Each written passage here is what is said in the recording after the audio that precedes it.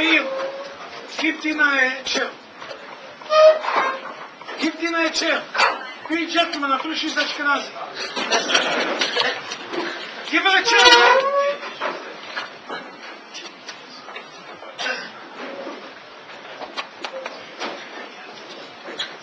2 months ago was the Shabbaton in Parshat Vayakel Pkudei,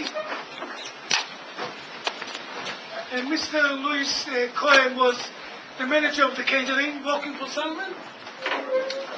Salman is one of the parents, catering in DRS. But I didn't talk to him too much, too busy in the Shabbaton. Then when I went for 2 weeks to snoring and working between 18 to 20 hours a day, non-stop, me and the driver were a little hungry. I'm hungry all the time. And I called somebody, where's a good restaurant in Teaneck? But really good one. Because in America, there's not too many good restaurants. It's all social. Everything is sheker in America.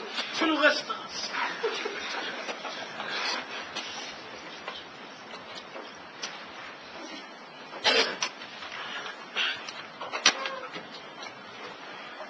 And somebody said to me, is the name a pasta factory in Teaneck? Go there, you're going to enjoy.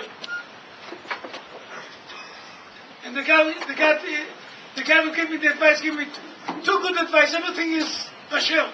First, the food is very good. I came for 2nd time. Another day when we were on the highway. And then I did remember the face of Mr. Cohen. And I don't know how we start talking. He will tell you his story. Right when he told me his story, I said, listen, I'm sending you a ticket. You have to come and talk in yeshiva to the boys. Because I think it's very important to hear the story. I don't know if he's a good speaker, bad speaker. You have to hear the story. Supposed to be another woman to take notes, because we're going to make a book about this. Very scary story. Everything what you told me, tell them, just more details, and try not to fall asleep. I'm not promising, I'm not going to fall asleep because I am up from 3:45. I went to bed after 1. Very scary story. Story what can happen to anybody. My driver, what is a Chassidish guy from Borough Park, I'm working with him many years. I never knew, as he has a son, was going out with not Jewish girl. Chassidish boy was. As he got more shaken from the story, he felt I'm part of the movie, alive. And listen, I'm not here to speak. I'm here to listen. I heard already. You have to make a book from this. I think so. It's a Musar live book, a live Musar book to listen to the story. And then, if you like to ask questions, you can ask questions. B'kasha.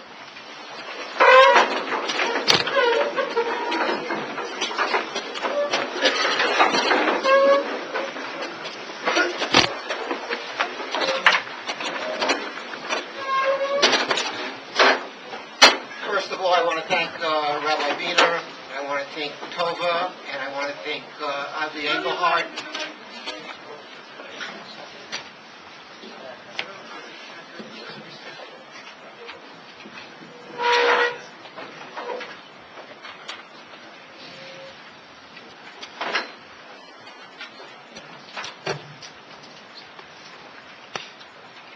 And I want to thank Avi Engelhardt for their hospitality. They've shown me these last 36 hours. I really appreciate it. What I'm about to do is I'm going to tell you a story about 3 things. A road not taken. I'm going to talk to you about a neshama that was lost. for a very, very long time. And I'm going to tell you about a miraculous event that occurred to me 16 years ago. But let's start from the very, very beginning. I was born in Brooklyn, New York, to a conservative family. My family, my father drove on Shabbos. This is very typical of the time that I grew up. This is in the early 1950s. My father drove on Shabbos. We kept a kosher home, but we ate non-kosher food outside the home. When I was about 3-4 years old, we moved to a town in Long Island called Elmont, and I was going to a Hebrew day school called the Brandeis School, which went from nursery school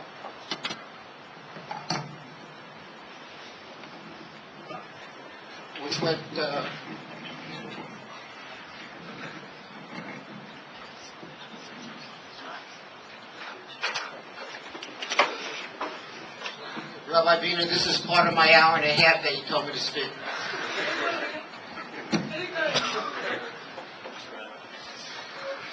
Okay, you can hear me, right?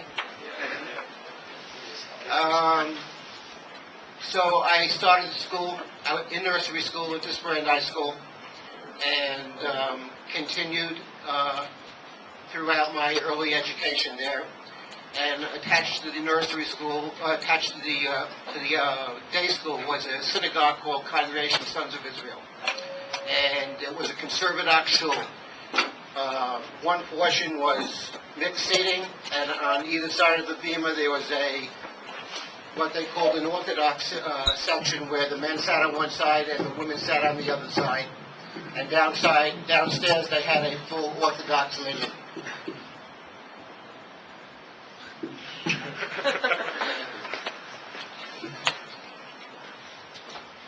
So I grew up in these two places. I grew up in the school and I grew up in the synagogue. In the synagogue, I got very active in a youth minyan that was led by a really wonderful guy. His name was Hilly Wiener. And that's how I met the Wiener family. They were a very integral part of my growing up. Mr. Wiener, we had a yeshiva in Far Rockaway called Highlight at the time. It no longer exists. But Mr. Wiener was the basketball coach there. He had 3 sons, Hilly, David, and Danny Wiener. Danny is a doctor here in Yerushalayim. He made Aliyah about 20 years ago. And they became my second family. I became very, very close to them. And at a very early age, when I was about 9 years old, I went to Mr. Wiener and I said, listen, would you mind if I stayed at your house after school on Shabbos so I don't have to drive? And he agreed. He talked to my parents, and for the next couple of years on Shabbos, I would go over to the Wiener's house, and I would stay there so I didn't have to drive, and they became my second family. School ended. School finished in 9th grade, and my parents had to make a decision now. They had to make a decision whether to send me to public school for 10th, 11th, and 12th grade, or to send me to Highlight, where I wanted to go, where my friends were. And I was up at Camp Highlight in White Lake, New York, for the summer. And I remember it like it was yesterday. My parents were up there with the Wieners, and there was a battle, a gigantic battle going on between the two families as to where I'm going to school. And when it was all over, my parents decided to send me to public school and take me away from my Jewish education. So I went to Elmont Memorial High School in 10th grade, and it was the first time that I ever was mixed with non-Jewish kids. The first time that I had athletic events that were on Friday nights and Saturdays. The first night that there was a malt shop, what would it be for you guys? It was like a diner across from the school where we all met and had hamburgers and milkshakes, mixing milkshakes and flakes. It really messed up my head, completely messed up my head. But somehow I got through 10th, 11th, and 12th grade, and received, while I was in high school, I took a course in athletic training. which is care and prevention of athletic injuries. Another very important aspect of my life, as you'll see in a few minutes. I got a full scholarship to Hofstra University as a student trainer, and I started attending school in 1966. In the middle of the year, the war broke out in Israel, and I said to myself, wow, this is a way to get back to my Yiddishkeit. I have a friend on a kibbutz, Ashdod Yaakov Yichud, in the Emek on the Jordanian border, and I bought myself a one-way ticket at 17 years old, and I said to my parents, goodbye, I'm going to the kibbutz to help them out. And I left. We were shelled every single day for the next year, and finally my parents had enough of it. I have a very large family here in Israel. They sent my family to the kibbutz, and they physically took me off the kibbutz and sent me back to New York. So now my parents have taken me away from my Jewish education. They've taken me away from Eretz Yisrael, and I came back very, very disillusioned. And I said to myself at this point, fine, I'm going to get back at you. If you don't want me to be a Jew, I'm not going to be a Jew. And I completely forgot about who I was or what I was, and I just continued my life at Hofstra. I had my full scholarship there. I didn't need my parents for anything. My books were paid for. My room and board was paid for. I had my, work as a student trainer there, and I just continued on my life on my own. And I got through Hofstra, working in the athletic department as a student trainer, and when I graduated, I got a full-time job as the assistant athletic trainer, and then on to being the head athletic trainer at Hofstra University and the assistant trainer with the New York Jet football team. I was at the top of my game.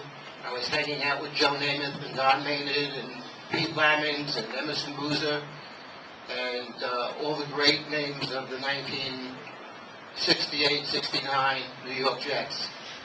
And to this day, they're still close friends of mine, and I still speak to them. I left the New York Jets in 1974. There was a football league that started called the World Football League. And at 24 years old, I became the head trainer of the New York Stars of the World Football League.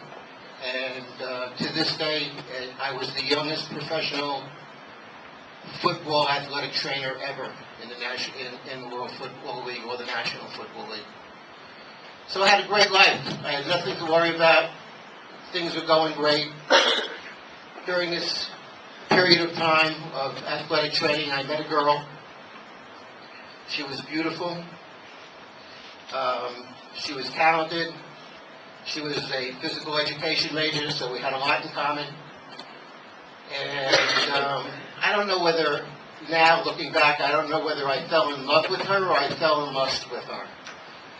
But either way, we dated, we decided to get married, and the first time I was in a Catholic church was the day I got married. Because Carol, my wife, was an Italian Catholic girl whose father was a captain in the Gambino crime family.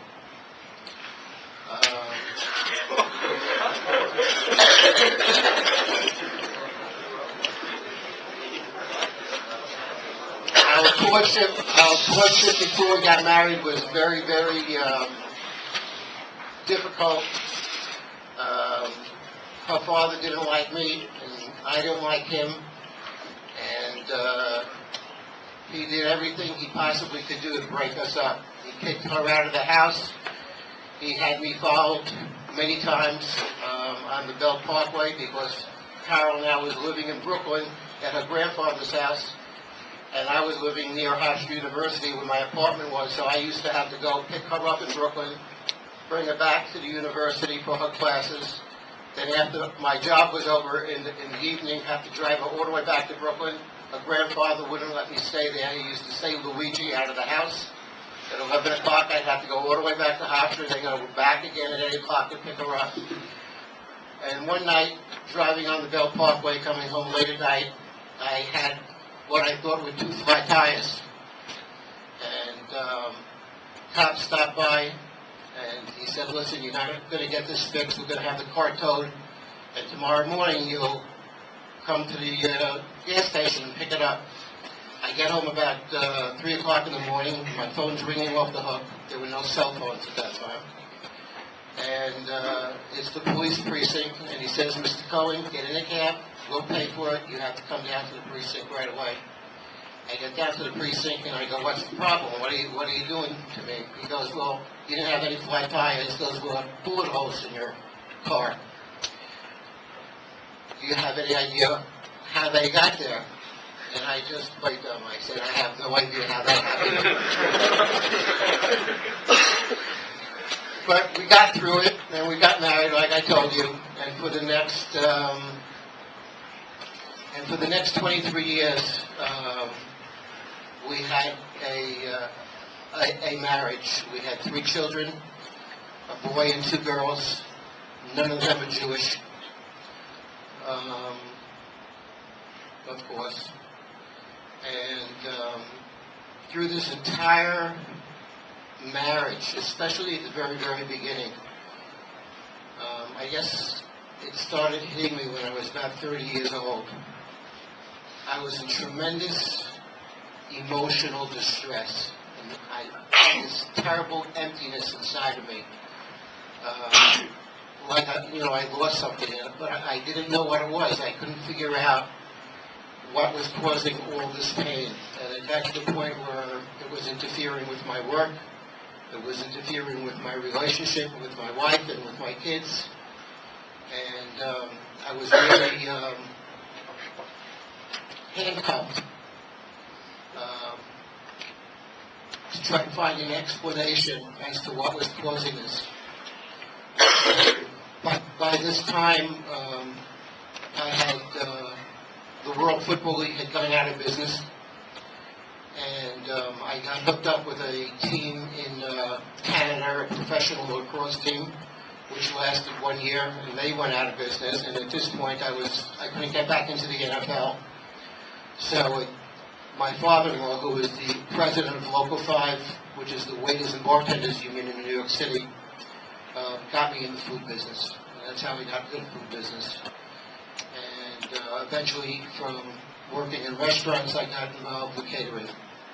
And I was a general manager of a very large country club on Long Island called the Presque Isle Country Club. And from the Presque Isle Country Club, I met a blood kosher catering company called Zone, which works out of Queens. And they thought they had a perfect guy. They had this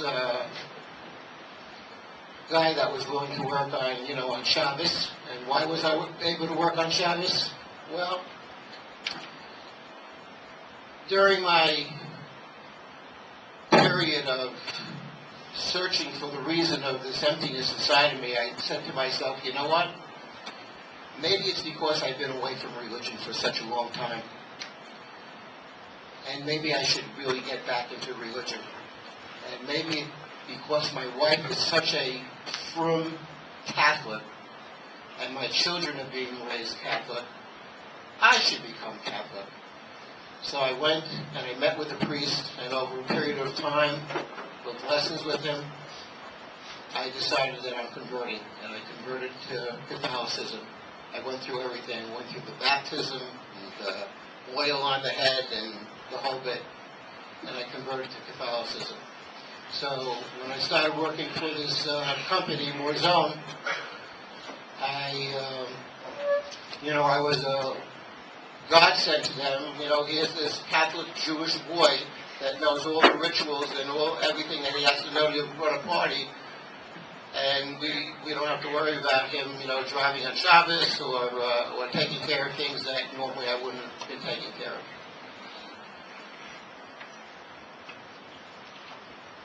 Still, the turmoil existed within me. And as the years passed and progressed, it got worse and worse and worse. And I just couldn't figure out what was going on. And one day, when I was working for Zone, I did a wedding. There is a big catering facility in New York called the Sands of Atlantic Beach. And I was doing a class under there. And there were 400 people sitting in the hall, in the chuppah room. And I had just gotten the chusn and the collar down the aisle. And I'm standing in the back watching the ceremony. And I don't want to say that I had a premonition of any kind, but everything went dark, and I started crying hysterically, to the point where now 400 people and the chusn and the collar are looking at me, and I have stopped their entire wedding and ruined their entire chuppah. And one of the guys from the company pulled me out of the room and said, "Lou, you just ruined their entire wedding. What did you do?" And this is the miracle. I opened the door and I pointed up to the chuppah and I said, "That should have been me. That's who I am and who I should have been all these years." And my neshama came back to me. My neshama, after 2 decades, finally came back to me. And I just felt a tremendous amount of relief in my body and in my mind, like just a weight had been taken off my shoulders. For the next couple of years, as I worked, I started staying over at different people's homes so I didn't have to drive on Shabbos.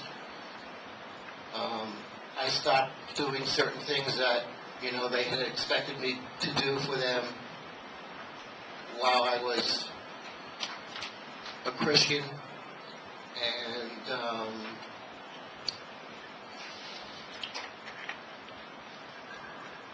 I started learning. I started learning with the rabbonim of the synagogues that I was doing events with Rabbi Billick in Woodmere, with Rabbi Teitelbaum in Lawrence, with Rabbi Avi Weiss up in Riverdale.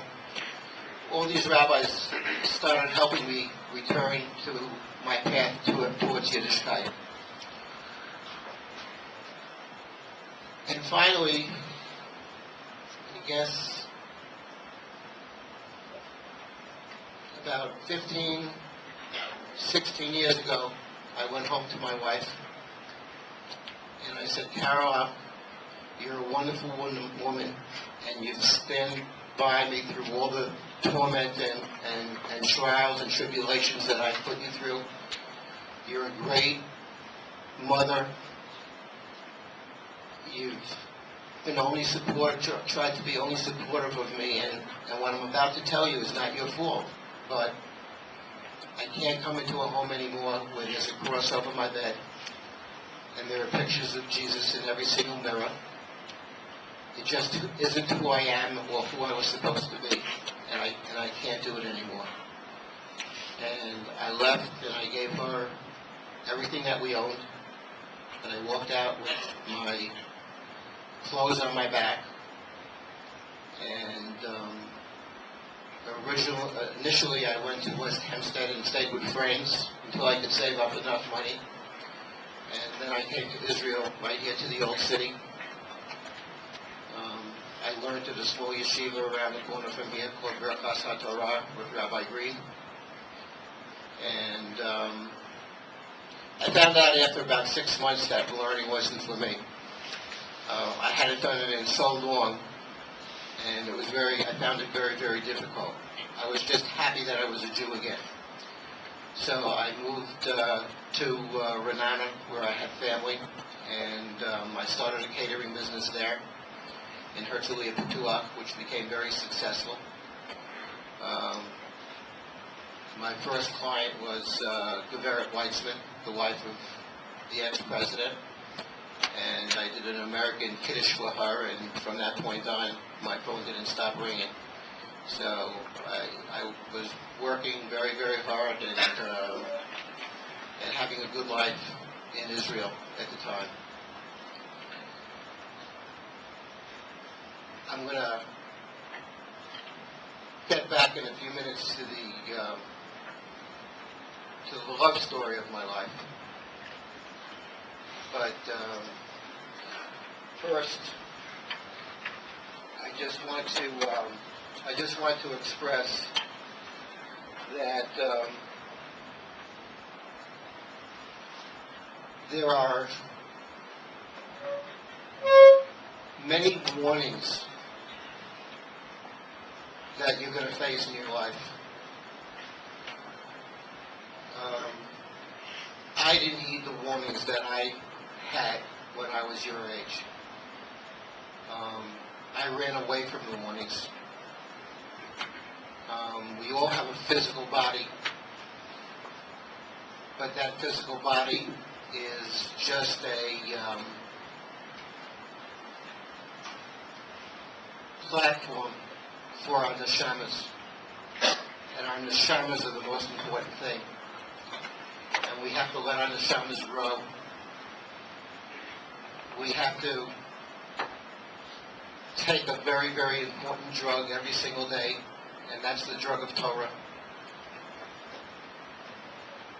You can't deviate from that path, although sometimes you might want to.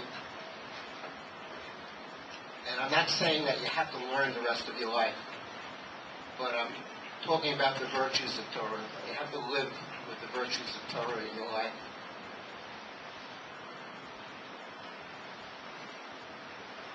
I have 3 children, and I love them very, very much. 2 of them don't speak to me.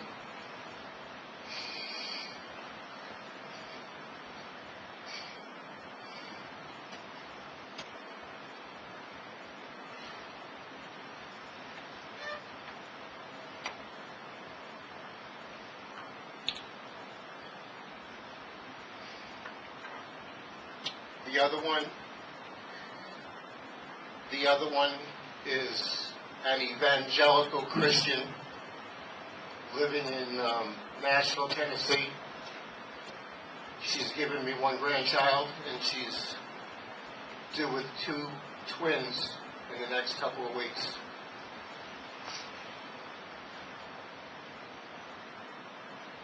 I, noticed coming up to the yeshiva there's a exhibit called the Chain of Generations Center.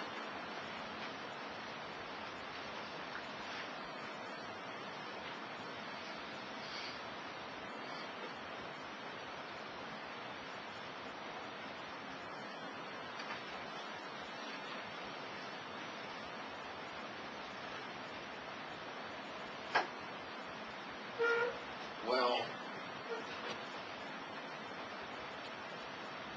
I've managed to break that chain for generations to come.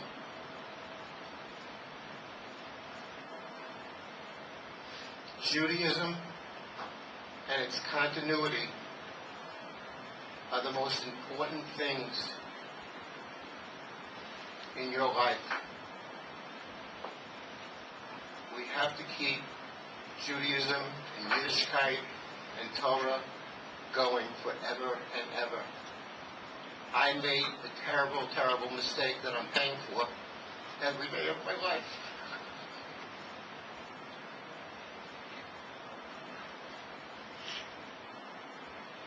Please don't make the same mistake. Thank you.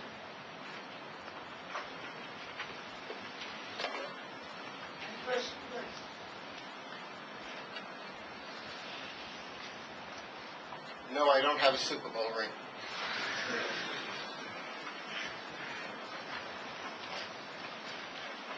Anybody? Yeah. Did you ever ask your wife to consider converting to Judaism? My wife actually, to be honest, came to me after I came to her, and she said, "Listen, do you want? If you want the house to be kosher, tell me what to do. If you want me to go to synagogue with you, tell me what you want. when and how, and if it doesn't interfere with my schedule, I'll come with you. But don't tell me that you want us to convert, and don't tell me that you want to stop driving on Shabbos, because the kids are involved in all sorts of athletic competitions, soccer, gymnastics, and I need your help. I have 3 kids and I can't do it all by myself. So she did come to me with that.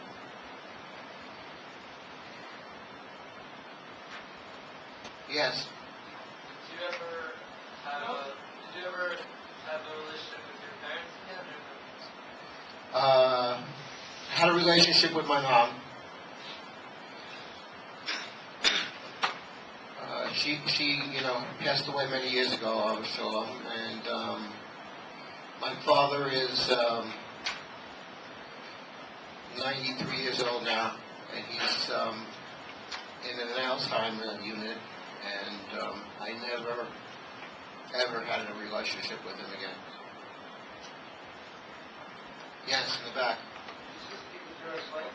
I'm sorry? Do you still speak with your ex-wife? I would love to, but she doesn't want to speak to me. It's really fun. It's really funny. My ex-wife, and I still haven't told you my love story, and my current wife are, speak all the time. but my ex-wife does not speak to me. She's very angry, and I don't blame her. I did a terrible thing to her. I did a very, very bad thing to her. Somebody right here had a question? Yeah. Did you keep in touch with the Wieners over years? Yes, I'm in touch with all 3 boys, Louis, David, and Danny. In fact, I was just with Danny last night. Over the years, like while you were...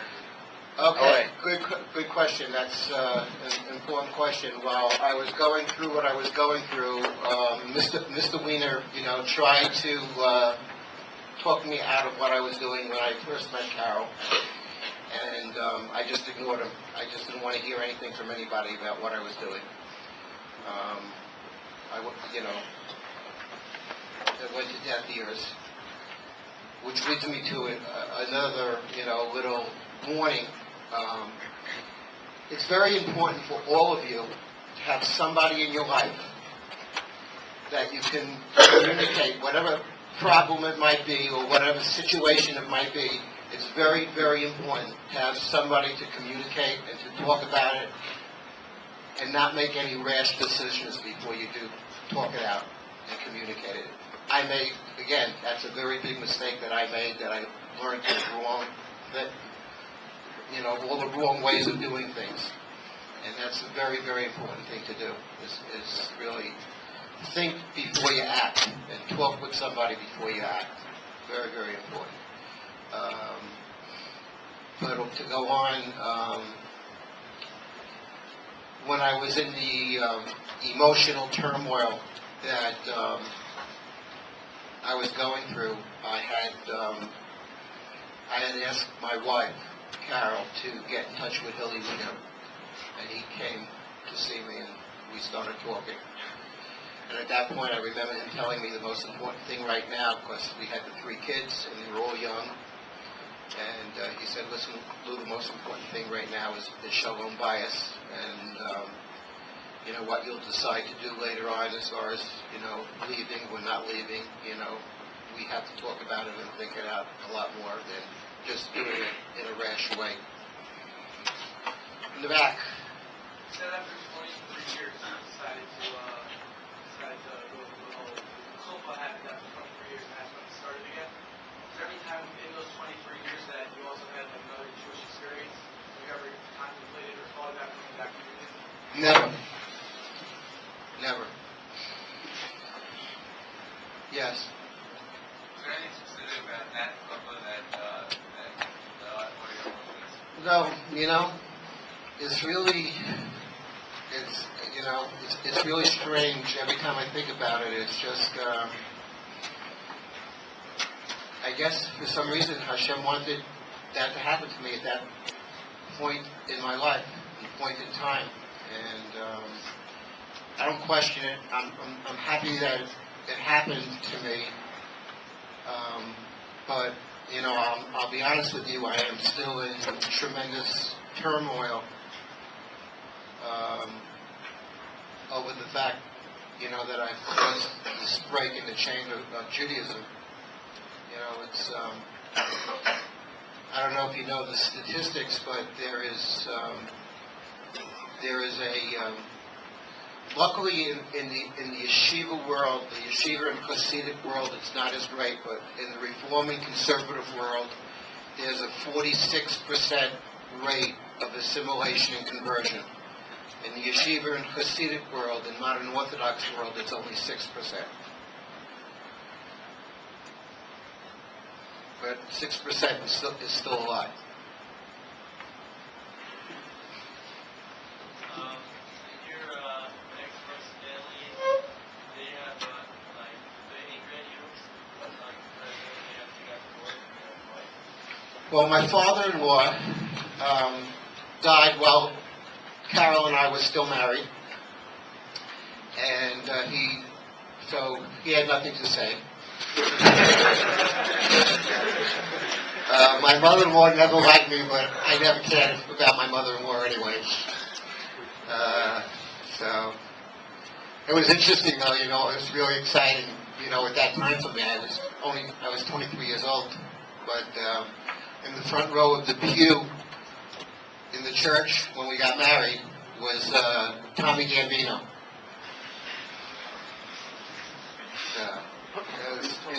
That was interesting.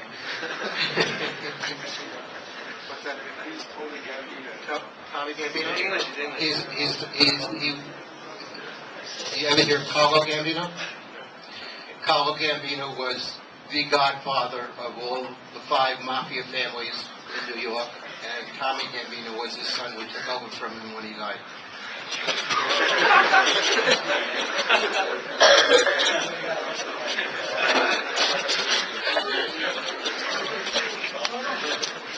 I've also, because of the football, I was really fortunate. I met two presidents. I met President Nixon and President Gerald Ford, and I met Henry Kissinger. They were all avid football fans. They all came into the locker room, so that was a nice experience also. Yes. So, you said that you actually had a wife then? So how'd you meet her? Okay, my love story. I don't know why Hashem did this, but I was here in Israel. I got a phone call from my daughter, Gabrielle, and she said, "Daddy, I want to see you. You know, please come home." And I decided I'm going to go home and see the kids. I hadn't seen them in a couple of years. And I came home and I needed some funds to come back to Israel. So I started working for Moazone again, and I was doing a simcha in East Brunswick, New Jersey, the Young Israel. Rabbi Wasser was the rabbi there. He's no longer the rabbi there. And also Rabbi Tversky from Milwaukee was doing a Shabbaton that weekend. And Rabbi Tversky and I knew each other, and he was surprised to see me. And as Rabbi Bina did, Rabbi Tversky asked me to speak to the boys and some of the congregants. And so I, spoke to the boys and the congregants, and after it was all over, this guy came up to me and was just so obnoxious and annoying. He was going, "Listen, I have a sister. She's 40 years old. She's never been married. I understand you're a Kohen, and everybody, all the rabbis and all the community that knows you tells me you're a wonderful guy. Call my sister." I told this guy to leave me alone, just leave me alone. And I took the number just to get rid of him. And as soon as I left the shul to go back home, I threw the number out the window. So about 2 weeks later, I get a call from this girl, Lori Kukin. Her name, Lori Moskowitz. Married name is Lori Moskowitz. And It's my aunt. that's your aunt? Well, your aunt calls me up.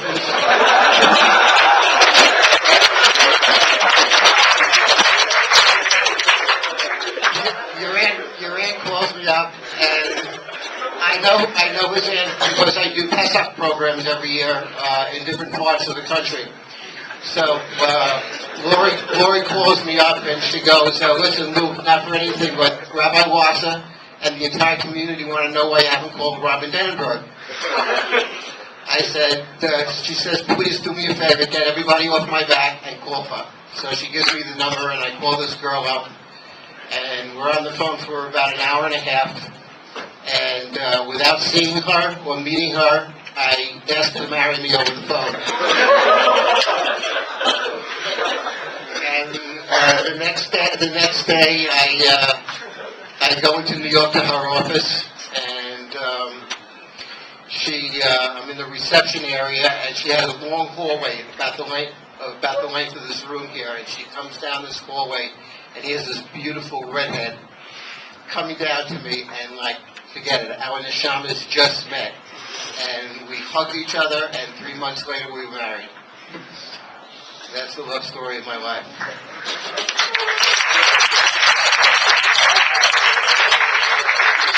So Josh, your aunt made the shit up. Never ignore annoying people. Never ignore.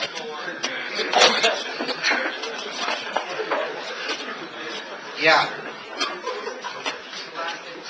I'm sorry?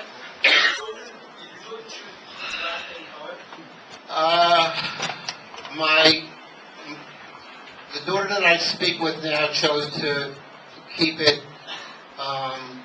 My other daughter, I believe, has kept the name. My son changed his name to my wife's maiden name, Mantione. Yes. Do you have kids from your Unfortunately not. We had, actually, we were in Yerushalayim for our honeymoon, and we had a miscarriage right here in Yerushalayim. For some reason, Hashem didn't want it. Yes. Maybe a bit of a personal question, but... It's all right, this whole speech was personal. Do you see a difference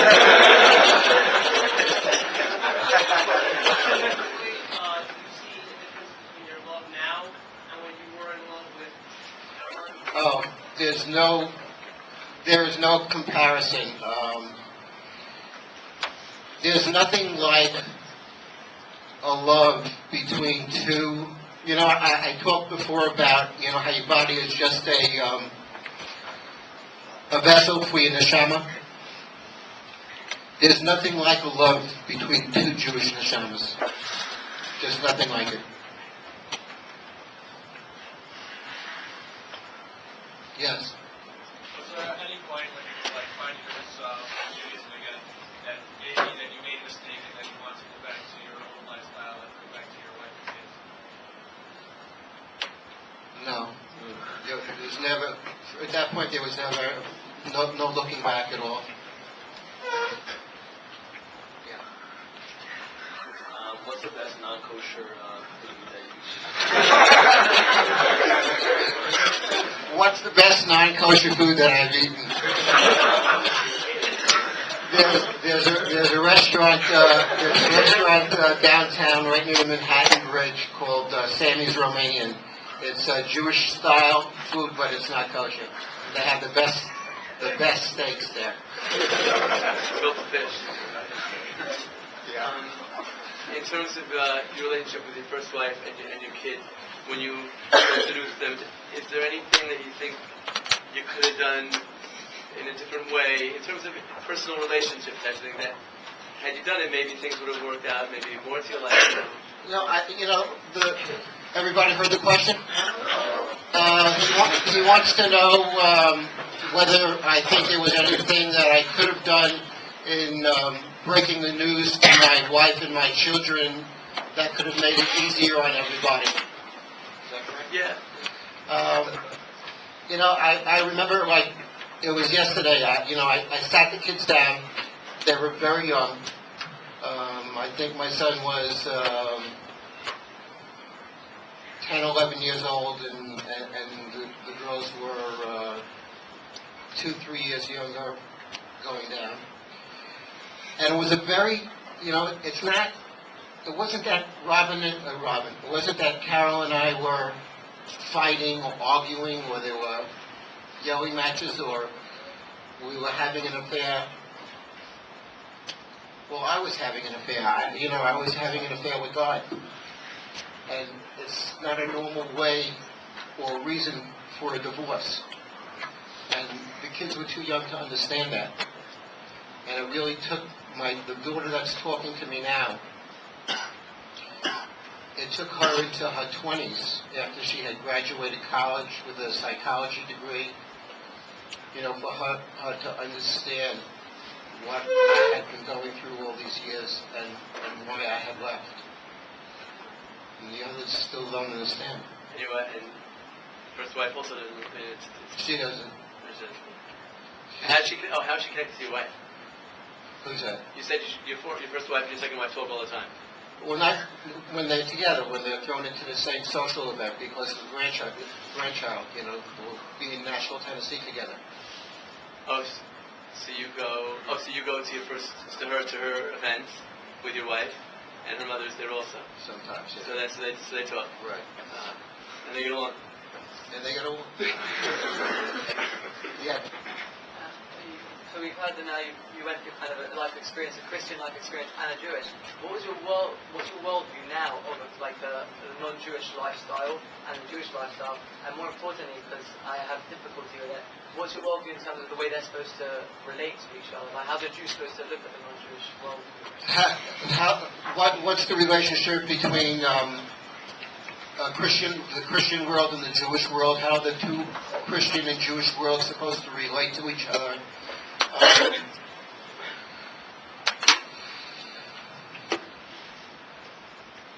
Rabbi Bina, you might not going to like this answer.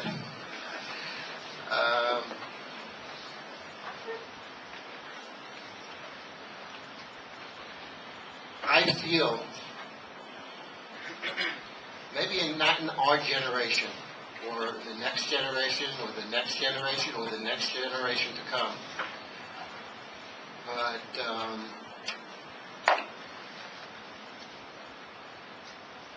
I believe that the Christian world and the Jewish world are very much related to each other, and that there has to be a separation between the two of them, but there has to be an understanding of both of them. And not only between Jewish and Christian, but between Jewish and Christian and Muslim. I mean, we live in a very, very large community where all these different worlds intersect.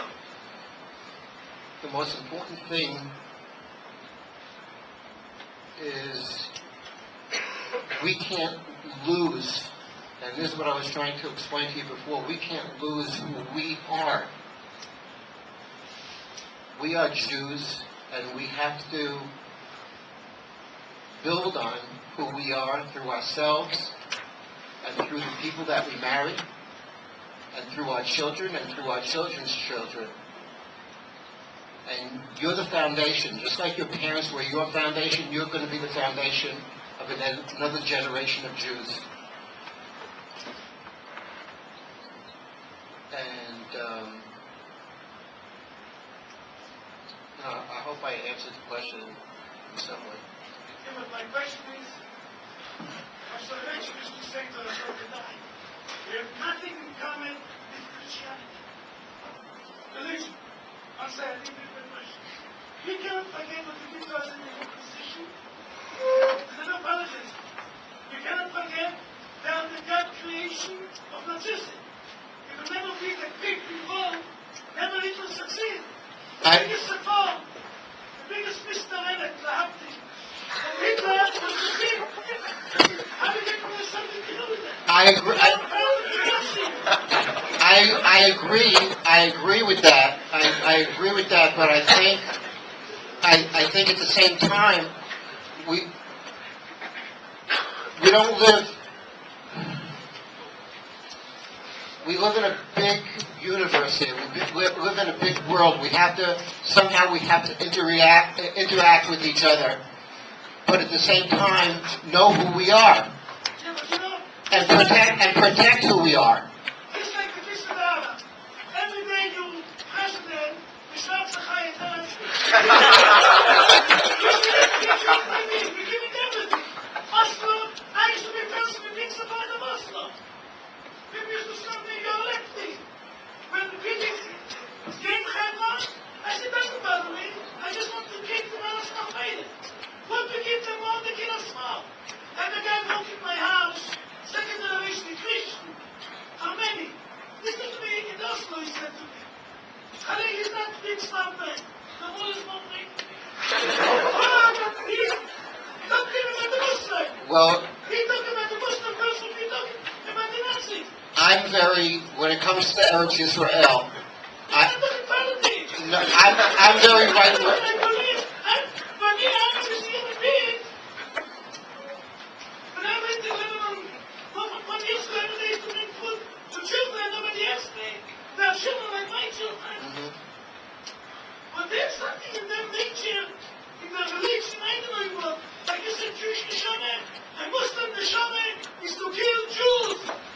A Christian neshama is to kill Jews, like general. Did you feel that when you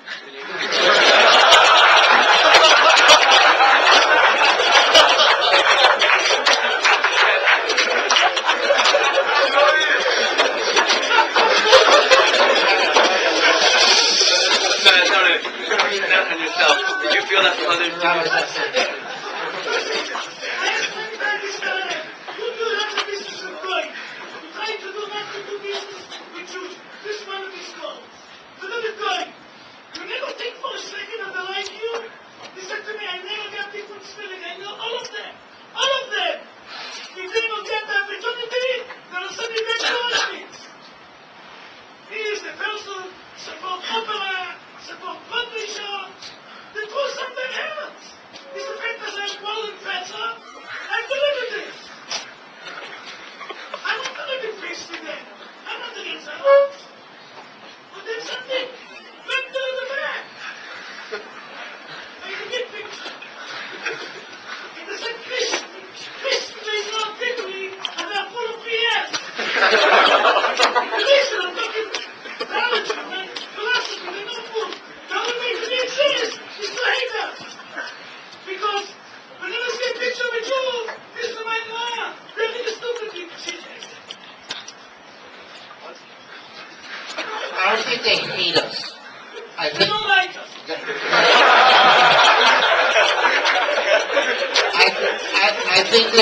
I think they want to assimilate us. This is me hate us. If they want me to lose my entity, like you fell all the time. My son is my son. You just said something. The most beautiful from those speak. Somebody asked you about the lab. You said Jew and the Jew, we're all family. Right? You said something. The most people from those speak, but nobody asked you to make you. Who you love more? Who you felt more love? I said the Jew and the Jew. We're all family. That's it. Now. Him, theoretically against you, and for peace. I will give back everything for really peace. I will give our money to the Muslim also. For really peace. For really peace. There's not such thing as real peace. I wouldn't give anything back. 90% peace, I'd be happy. What would be 90? It won't happen. It won't happen. It won't happen. It won't happen. To be reality, they want to see you and me, you, and all of the boys deep in the sea. Okay, reality.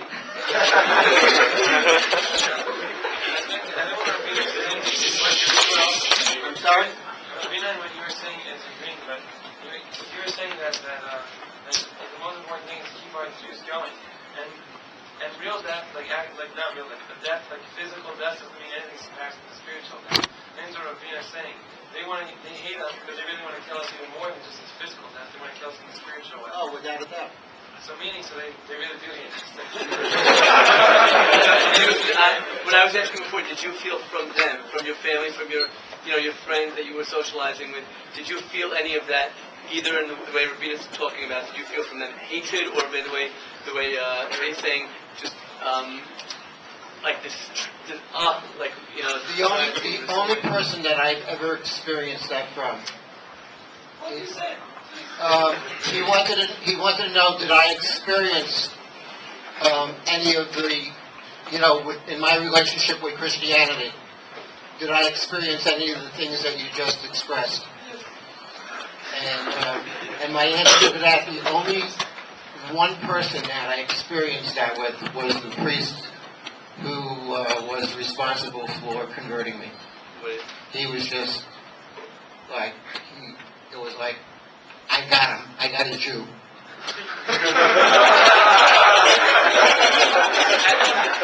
There are also 2 bullets, also, man. That's a different thing. That's like the type of thing that Rabbi is talking about. Right. And the priest is sort of like what Shlomo was talking about. Take a little more. Yeah. 2 questions, is that okay? First, do you have any other experience? Yes, you made it that way. Thank you. Post-marriage with your first wife, did you have any further experiences with your in-laws? Did you interact with them at all? Whether I interacted with any of my in-laws post-marriage with my wife, Carol, no, I had no interaction with them. You didn't have any hit on you or anything? No. Second question is that I heard 2 speeches this year by somebody who had experience with Christianity, and both times they mentioned that there's some sort of emptiness within Christianity. Do you think that Christianity in general is an empty religion, or is it the Jew cannot interact? I didn't feel that there was an emptiness in Christianity. I felt the emptiness in myself, in my being. There wasn't an emptiness in Christianity. From one end of the spectrum to the next, when you're on one side of the point to the next, and how you made it back. But how do we make sure that, for us, not all of us are going to go through that, hopefully. How do we make sure that we're going to consistently say that we're not going to go down, and we're going to say Malam B'Kodesh being worried that we're not going to go down. No. There's the fact that you're here, and doing what you're doing, and educating your brain and your neshama at the same time, hopefully is enough where you will continue throughout your life not to go down the wrong path. But as you can see, just here are two examples. And I would guess to say that if I asked everybody to raise their hand here, if they know of somebody in their family or some friend or some relationship in their family, that had a similar situation, there would be, quite a few people, raising their hand. It's not an uncommon thing, and that's why you have to be very aware of what you're doing, what you're saying, what you're learning, and if you have, as just said, if you have questions, and evidently Rabbi Bina said this to you in his shir, if you have questions, ask the questions. No matter how small that question might be, it might be the most important question you ask. Yes. You mentioned that we all probably had friends and family that are in situations where you mentioned that you all have friends or family in a lot of situations that are either going through something similar to your story or they're going off the derech in some way. Is there anything that you felt that Mr. Winder should have said to you at the time that would have helped in any way that we can know in case maybe our friend goes through something similar?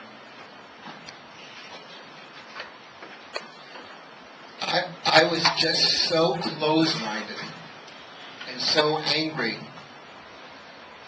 as to what had happened to me, taking me away from my Jewish education in Eretz Israel, that I had blinders on, and I just wasn't going to listen to anybody.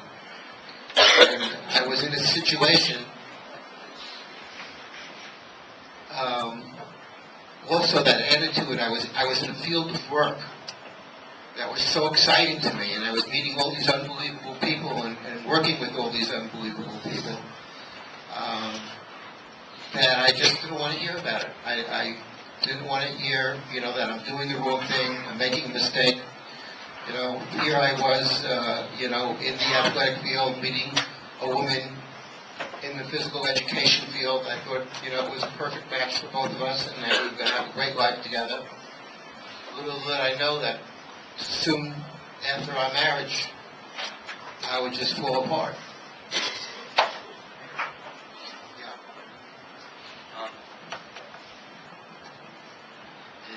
Do you think there's a way to explain to somebody the difference between what is just all the fun and enjoyments of what the world has to offer and all those things, versus trying to explain to someone what's really true and what is a better life to live? Like, from what you're explaining to all of us, what I feel is you're explaining that there's a whole world, that there's a lot of fun, there's a lot of everything that's just void of meaning, versus another world that hopefully a lot of people are gaining here, which is full of more meaning and a better lifestyle. Is there a way that you think that if we present a message to people, that they will understand on a deeper level that what we're doing is really what's true? Definitely. I think one of the unique things that we have as Jews, that we have to develop in our vocabulary even more so than we have now, and develop an explanation of it for people who are, whether they be young men or young women that are troubled and that might be going down the wrong path and are looking for answers, is an explanation of what our neshamas are. That's something that we have that, I feel that Hashem hasn't given that to any other religion. It's something from Hashemayim that we have to explain exactly what the neshama is inside of us and how important it is inside of us. And sure, you could go down to the Sammy's Romanian for a steak, or you could start driving on Shabbos, but that's not really what you want to do with your life. It's not the important thing to do. I've spoken to a number. I've had parents come to me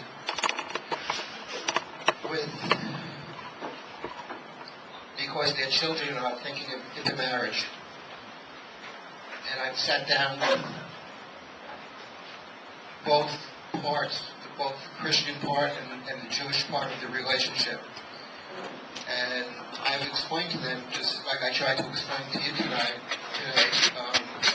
the ramifications and the trials and tribulations that you're going to go through. And sometimes this helps, sometimes it doesn't. I mean, we're not miracle workers, but it's very important to make the effort. Yes. I don't need it. Talk to Rabbi Yunus so we could hear. The question is that we're trying to. You were a child. You said that it's kind of the result of something that your parents had done wrong. Since you maybe felt spite or whatever it is. Happens to be. I know parents who, at least outside from an observer's perspective, did nothing very wrong, and their kids, just for other outside reasons, went off the derech. Friends, there's other influences to a person's life than his parents. The question is, what is a parent whose child is going through this? We all are eventually going to be parents. We all eventually have to worry about these issues, and it's good to start thinking about this now. What does a parent do when their child is going through these things?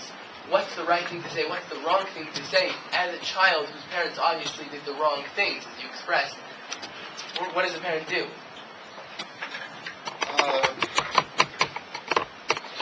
I didn't have that situation as as a parent myself that I had to speak to my children, but what I think is important again is, I mentioned this before earlier, that everybody, including parents that are in this type of situation, need to go to somebody that they can confide in and talk to the situation about. They need a Rabbi Bina. They need, somebody who professionally can advise them and their children at the same time as to the ramifications of, what's going on in their life. And not only the ramifications that they're going to face as children, but also, what the parents are going to be facing. So you have to have that one person, or you have to have that group of people to go to be able to discuss the situation with as soon as you see the signs that something might be happening. Don't wait. Don't wait. You talked already. Let's get somebody else. Green shirt. Although you feel that you broke the chain in a way that you didn't have any Jewish children, you also feel that in a way the fact that you go and speak to people like this, and you said you speak to individuals and things like that, in a way does that help you to continue the chain of Judaism? Yeah, the question was that since I feel that I broke the chain of Judaism for generations to come, does it help me speaking to groups of people like you and individuals that might have this problem? Does it make me feel better as a Jew? For all my life, I have questioned Hashem as to what my purpose in this world is. And I never could find an answer until I started speaking about my life story and how it affected me. And I feel now that this is what Hashem wanted for me. He wants me to speak, and if I could just reach one person out of a group of 150, then I've done some good. All the way in the back. Given the dangers of meeting a non-Jewish girl before you become with her, hearing Shlomo's father's story as well, what would your advice be to somebody sitting in this group who's thinking about going to a non-Jewish college or university? Would you advise them against it? Or how would you advise somebody being in a non-Jewish environment after being in the church? Number one, I tell them get involved with the Hillel immediately. As soon as you get there, get involved in the Hillel. And get involved actively in the Hillel. I don't think you're going to have this problem so much going to a school like YU, although you'll have some, or maybe you won't have this problem going to a school like Landa, but you'll have some. But if you go down to a campus, a party campus like the University of Maryland, or Miami, or even Oxford University, or any of the public institutions, that's where, you're going to get involved in fraternities, there are going to be sororities, and you're going to have this problem. So the first thing that I would say is please get involved in Hillel. Next question. How long were you actively involved, whatever degree that was, with the church? I was very involved with the church. I was so involved with the church that I was on the board of directors of the parish that I was that I was a member. I went in full tilt. It was very important to me to be extremely active, and I really did a number on myself. Well, you surprised me because I thought your answer was going to be that you were doing it pro forma and that really didn't resonate with you and wanted to be broken. So with that in mind now, how have you said you're estranged from your children pretty much, but that's a lot of years ago already, water under the bridge. What happened? Not to them. What happened immediately after your separation from your wife? How did you intervene space in terms of your family support, I mean, all those things, you walked out and left them, weren't you still required to, be supportive of your wife? I had child support that I had to pay. And now, it's an ongoing issue, some of the boys asked the question. So, you said that you had a fine relationship with your wife. So, ongoing, now that you have become, closer to the roots and more aware of speaking about the Jewish drama, so how does that work in terms of relationship, what you would like, or when you have events, such as you said you're anticipating grandchildren, like how do you balance that? When I was at Birchas Torah, the posek there, one of the first things he said to me, oh, I forgot to say something, but I'll tell you this also. The posek there told me, okay, this is very, very important. You have to forget your children. Your children don't exist. And that was very, very difficult for me to take. And I said, there's no way that I'm going to forget my children. I created these children. They're part of me, and there's no way that I'm going to just throw them by the wayside. As I said, I love my children very much. I regret who they are religiously, but they're still a part of me. I have a wonderful daughter that lives in Nashville, Tennessee, even though she is an evangelical Christian, and she's given me a beautiful grandson who loves me very much. And like I said, I have twins on the way, and I'm not willing to sacrifice them for anything. I might be making a mistake, but I'm just not. I'm not capable emotionally of eliminating my children from my life. And hopefully the two children that don't talk to me eventually will talk to me. I forgot to tell you, when I came to Israel and I was learning at Birchas Torah, I had a lot of questions as to whether I could duchen, whether I could take an aliyah, whether I was a Jew. And so Rabbi Green, the Rosh Yeshiva, made an appointment for me with Rabbi Yashiv in Yerushalayim here. And Rabbi Yashiv posted that, once a Jew, always a Jew. You could duchen, you could take your aliyah. He said, the only thing I want you to do is I want you to go to the mikveh in the old city with Rav Green and two of the guys from the yeshiva and make a pronouncement that this is the way you want to live your life now. That you want to be a Jew and continue living that way.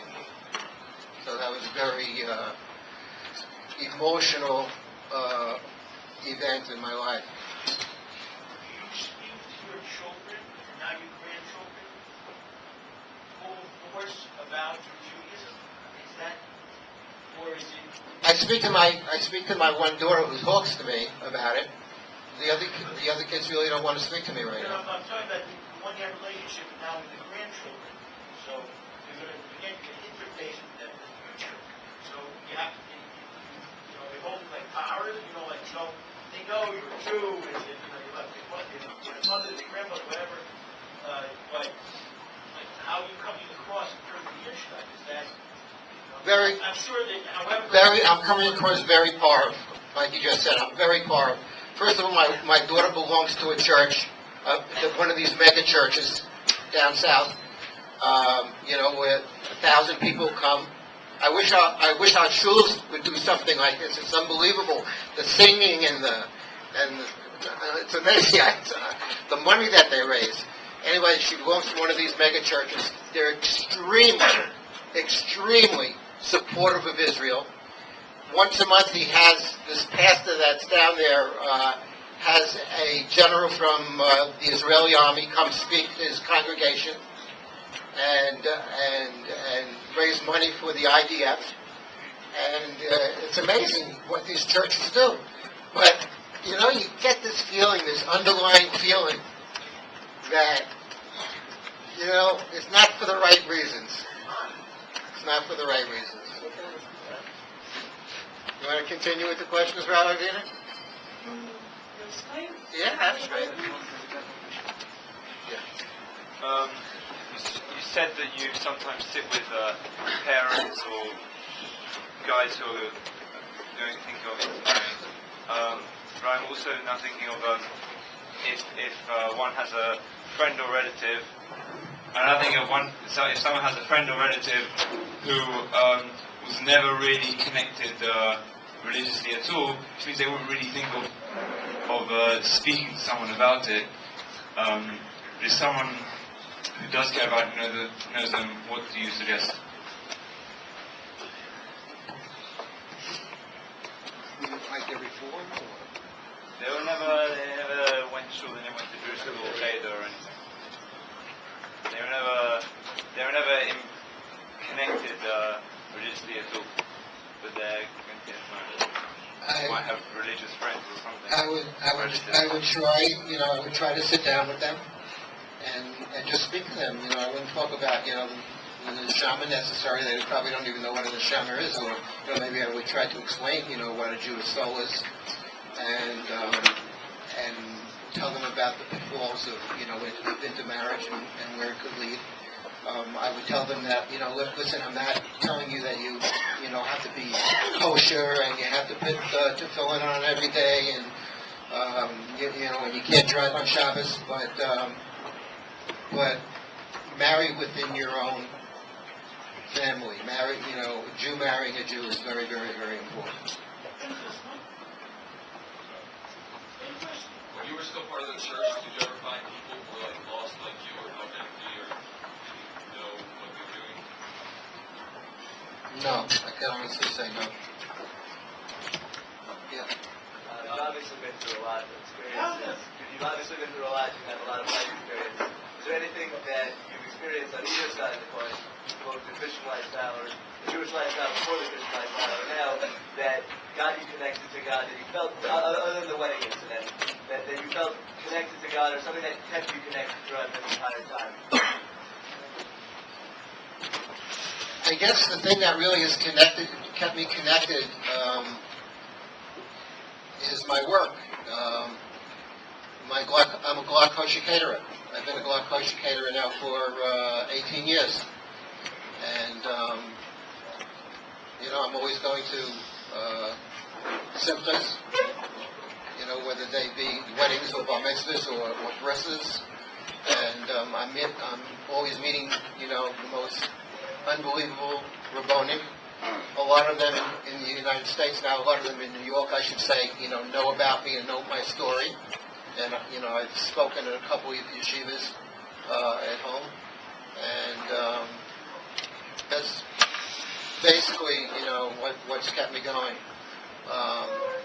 There's one thing that I'm sorry about that I'm still looking for, believe it or not, is that I haven't found my rabbina. I haven't found a rabbi that I could really connect with, that I could sit down with, and I could talk to about what I need to talk about.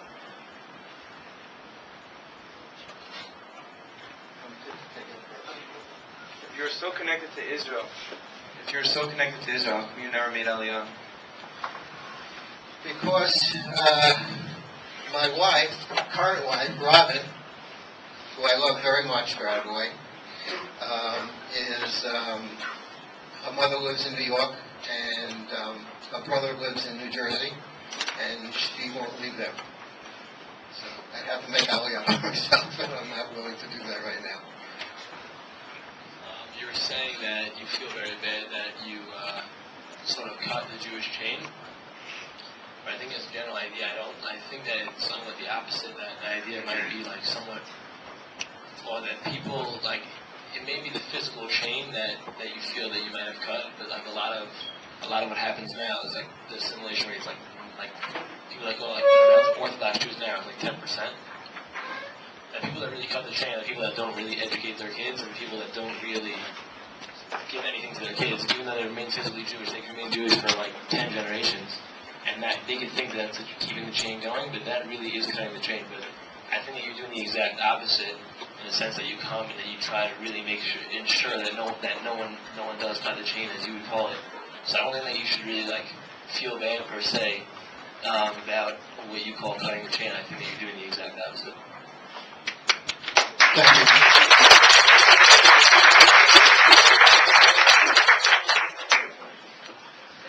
Okay, last question. One last question. Rabbi Vina, what? You want more? I could keep on going, no problem. Do you want to continue in a few minutes?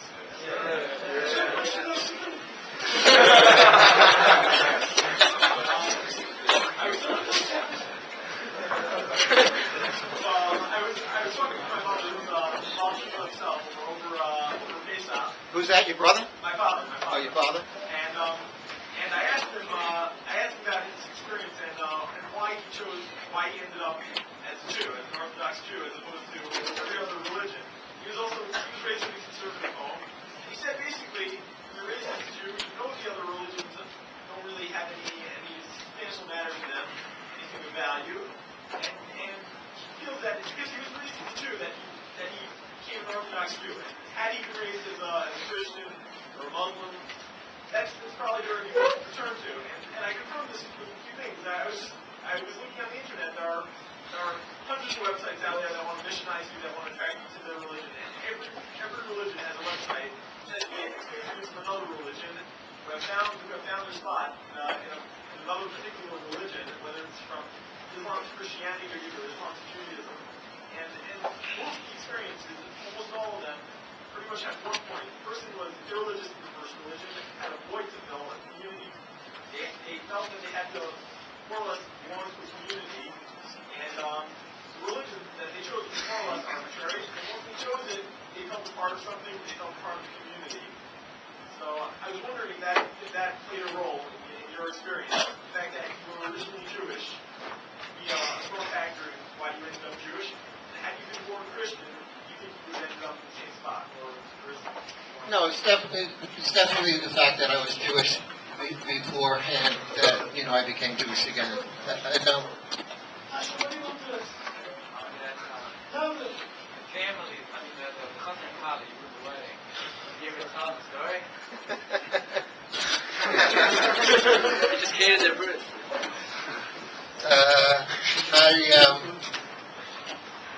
They came over. They came over to me during the evening, and wanted to know what happened. And it was kind of difficult to tell them because I was a wreck that night, and I really basically had to go home. And I never got in touch with them again.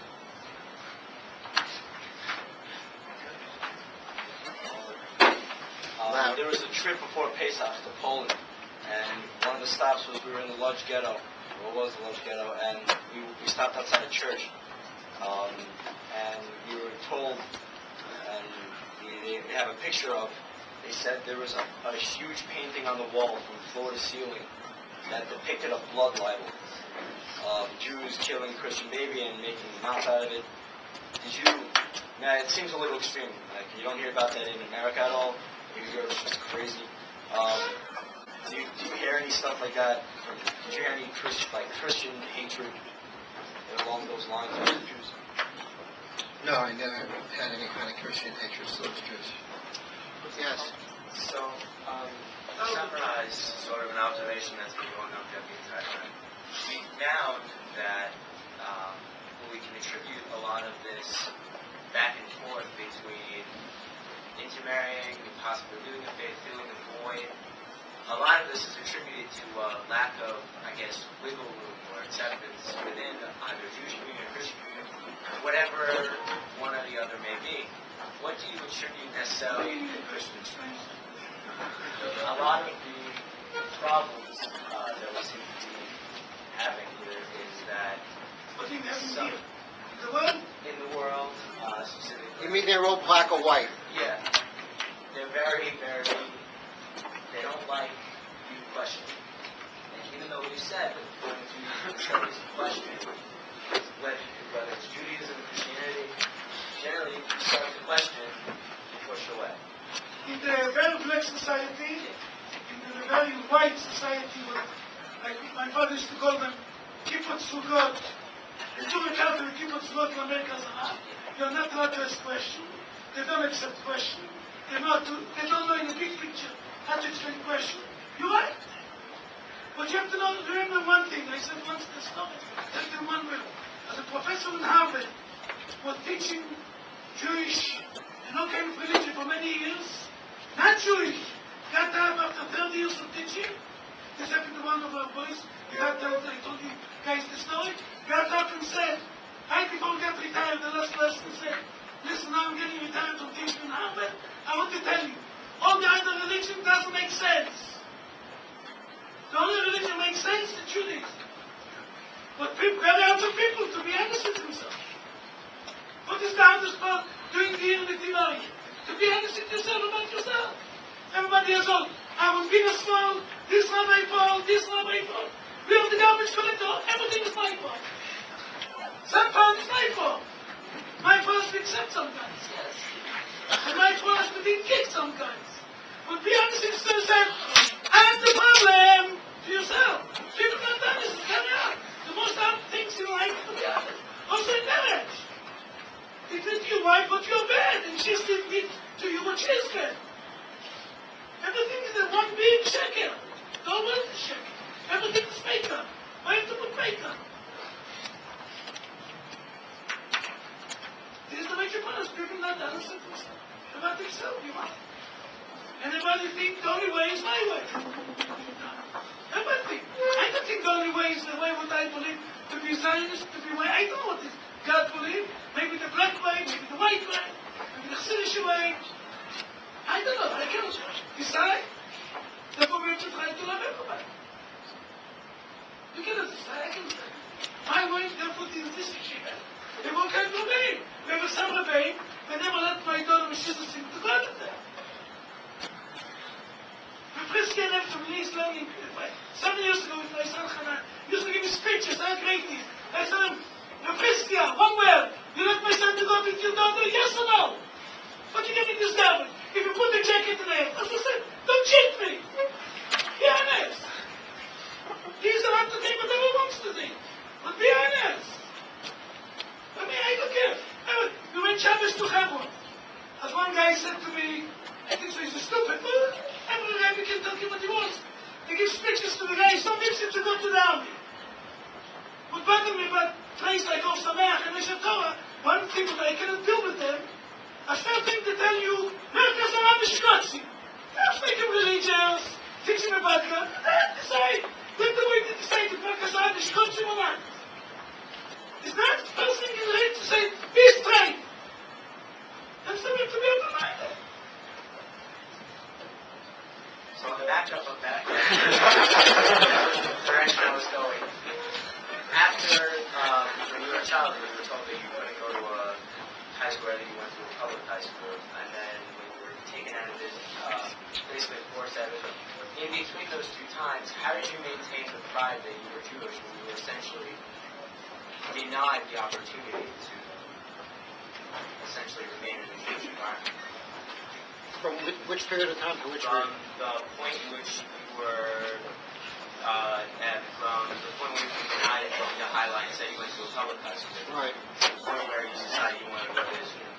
At that point in time, you've basically been, in a sense, shut out. And you said that you wanted to still go to help out. At that point in my life, while I was going through high school, I was still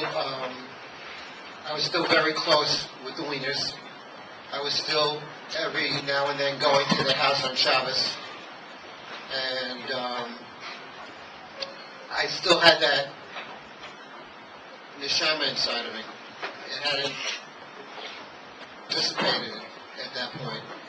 Only after I came back from the 6-Day War, I said to that's when I got extremely angry and disappointed in my parents. And I made the statement to myself, look, they don't want me to be a Jew, I'm not going to be a Jew. And Last question. Louder.